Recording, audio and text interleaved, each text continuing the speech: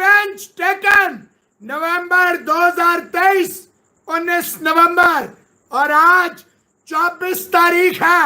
हाय हाय बादो बदी मौका मिले कदी कदी कदी कदी में बदी 24 रन के दर्दनाक शिकस्त के साथ ये जाली कैंगरू, ये जाली ऑस्ट्रेलियन, ये fraud of cricket thrown out of the world cup.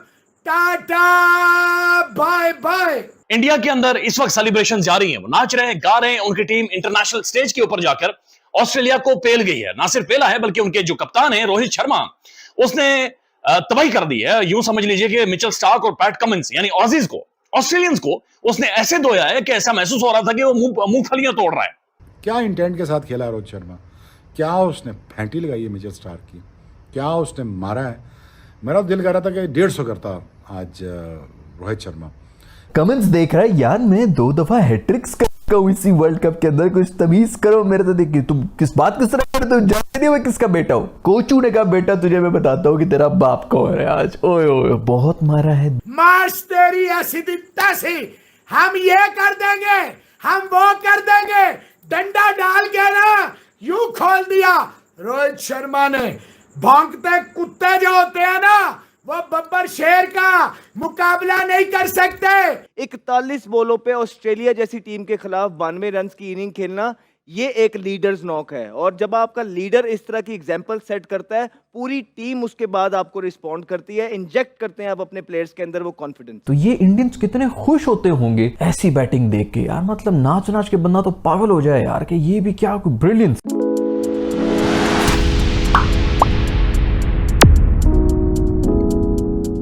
वो जो हम पिछले कई अरसे से खेल रहे थे कि घुसा दिया, वो तो ऐसे ही अब बोल रहे थे।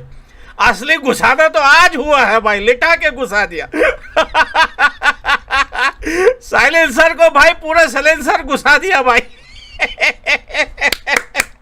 वेल डन भाई हिंदुस्तान, वेल डन, कांग्रेचुलेशन, बधाई हो भाइयों, बधाई हो। सिर्फ आपको नहीं हमें भी बधाई हो।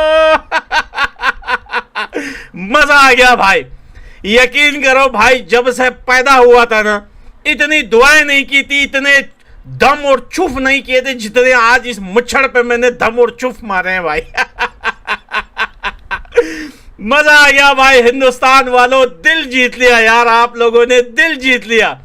आज कुंगारुओं को हरा के इनके दिलों में अफगानिस्तान और ऑस्ट्रेलिया, हिंदुस्तान का ऐसा डर बैठेगा ऑस्ट्रेलिया के दिलों में कि ये कभी भी एशियन टीमों से आंख मिलाने की कोशिश नहीं करेंगे। और रखो ट्रॉफी पे टांगे, देखता हूं कैसे रखते हो। मजा आ गया यार, काफी ज्यादा खुशी हो रही है भाई। आज ऐसा लग रहा है कि भाई हम जीत गए भाई। ठोक दिया, दोनों तरफ से ठोक दिया। मैंने क्या बोला था क्या भाई, ये ऑस्ट्रेलिया की आधी पुस्की हमने निकाल दी है।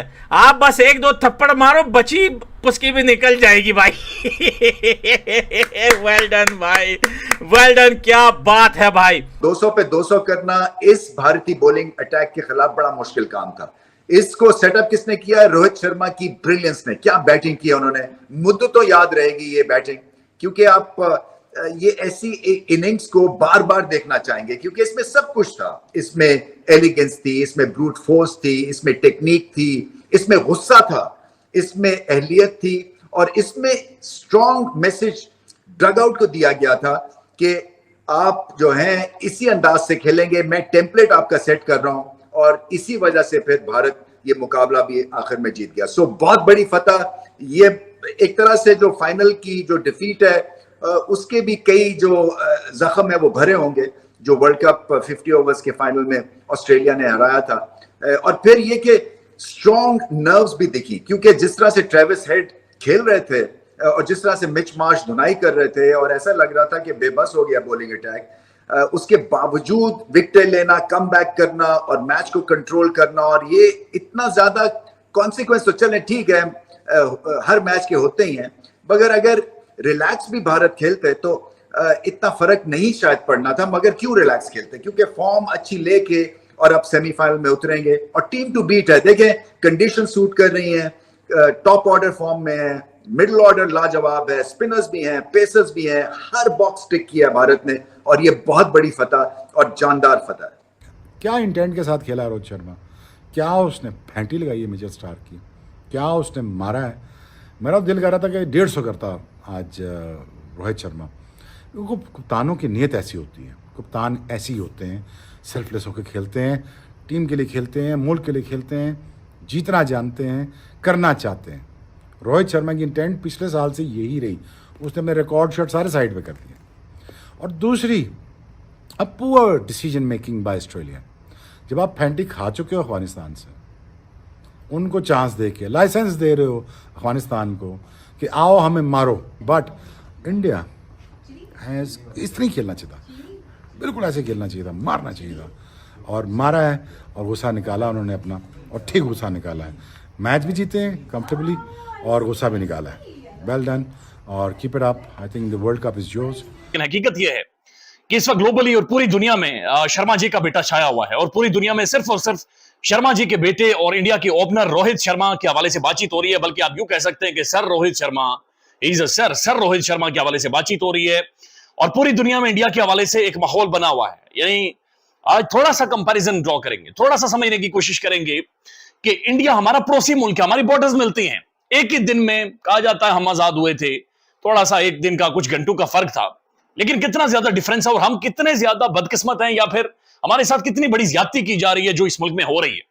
आप अंदाजा कर लें, इंडिया के अंदर इस वक्त सेलिब्रेशन जारी है, वो नाच रहे हैं, गा रहे हैं। उनकी टीम इंटरनेशनल स्टेज के ऊपर जाकर ऑस्ट्रेलिया को पेल गई है। ना सिर्फ पेला है बल्कि उनके जो कप्तान है रोहित शर्मा, उसने तबाही कर दी है। यूं समझ लीजिए कि मिचेल स्टार्क और पैट कमिंस यानी ऑजीज को, ऑस्ट्रेलियंस को उसने ऐसे धोया है कि ऐसा महसूस हो रहा था कि वो मूंगफलियां तोड़ रहा है। लिटरली ऐसे महसूस हो रहा था पत्थर मार रहा है। उसने तबाही उनकी निकाल कर रखी है और इंडिया को ऐसा महसूस हुआ कि मैच जीतना आ गया है। इंडिया को जीतते कैसे समझ आ गई है। और आज इंडियन टीम नहीं नजर आ रही थी, ये इंडियन नेशन नजर आ रही थी, ये कौम नजर आ रही थी और ये कौम की तरह लड़ रही थी। एक कौम थी जो उन्हें बैक कर रही थी।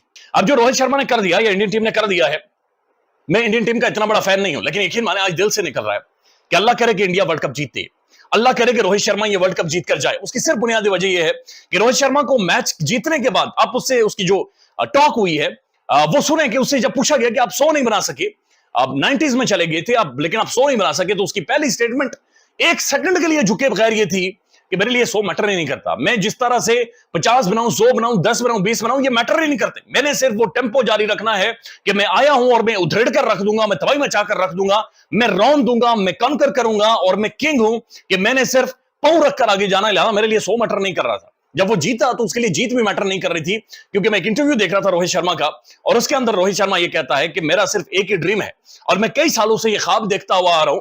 मुझे ख्वाब में वो वर्ल्ड कप के 3 पिलर्स नजर आते हैं और वो एक्सप्लेन कर रहा है कि वो 3 पिलर्स बने हुए हैं और उनके ऊपर एक ग्लोब बना हुआ है और वो वर्ल्ड कप है। तो मुझे वो वर्ल्ड कप नजर आ रहा है। ये कौम है, ये उनका स्टार है, ये उनका क्रिकेटर है, ये उसका विजन है, ये उसकी सोच है, ये उसकी पर्सनैलिटी है, ये उसका करिश्मा है। लेकिन हमारे जो जनाजे थे या मैं कौम, शायद हम एक जनाजा बन चुके हैं और एक ऐसा जनाजा जिसकी बदबू आती है।